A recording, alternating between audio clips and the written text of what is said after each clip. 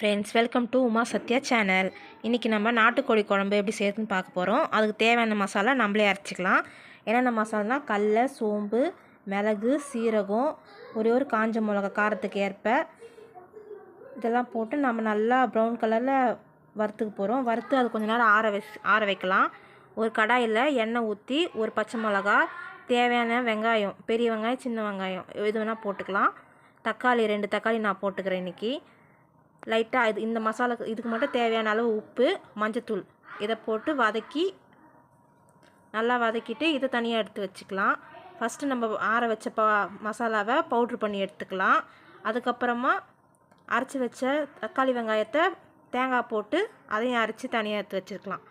இப்போ குக்கரில் எண்ணெய் ஊற்றி எண்ணெய் நல்லா சூடான அப்புறம் கடுகு, தேவையான அளவு கடுகு, கருவேப்பிலை ரெண்டுத்தையும் போட்டு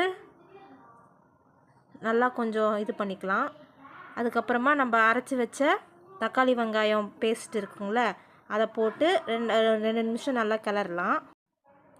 லைட்டாக அது வதங்கின அப்புறம் நம்ம கழுவி வச்ச நாட்டுக்கோழியை அதில் போட்டு ஒரு 2 நிமிஷம் நல்லா அந்த மசாலாலாம் மேலே போடுற மாதிரி வதக்கிட்டு இஞ்சி பூண்டு பேஸ்ட்டு போட்டு தேவையான அளவு தண்ணி ஊற்றிட்டு நம்ம அரைச்சி வச்ச மசாலா பவுட்ரையும் போட்டுக்கிட்டு அதுக்கப்புறம் காரத்துக்கு ஏற்ப மிளகாத்தூள் கொஞ்சம் போட்டுக்கிட்டு இப்போ லைட்டாக டேஸ்ட் பண்ணி பாருங்கள், உப்பு காரம் எல்லாம் கரெக்டாக இருக்குதான்னு சொல்லிவிட்டு எல்லாம் கரெக்டாக அதுக்கப்புறம் விசில் போட்டுடலாம். இதுக்கு வந்து 4 விசில், சாதா சிக்கன்னா 3 விசில், நாட்டுக்கோழின்றதுனால எக்ஸ்ட்ரா ஒரு விசில் போட்டால் 4 விசிலுக்கு அப்புறம் ஓப்பன் பண்ணி பார்ப்போம். இப்போ விசில் அடங்கிருச்சு, ஓப்பன் பண்ணலாம்.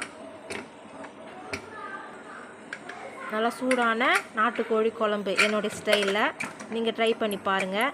நல்லா ஆவி பறக்க இட்லி, நல்லா ஆவி பறக்க நாட்டுக்கோழி குழம்பு. இதுக்கு இட்லி, தோசை, சப்பாத்தி, சாதம் போட்டு சாப்பிட்டுக்கலாம். நீங்கள் எப்படி இருக்குன்னு ட்ரை பண்ணி பாருங்கள். என் வீடியோ பிடிச்சிருந்தா லைக் பண்ணுங்கள், ஷேர் பண்ணுங்கள், சப்ஸ்கிரைப் பண்ணுங்கள். மறக்காமல் பக்கத்தில் இருக்கிற பெல் பட்டனை கிளிக் பண்ணுங்கள். தொடர்ந்து என் வீடியோவுக்கு லைக் கொடுங்க. தேங்க்யூ.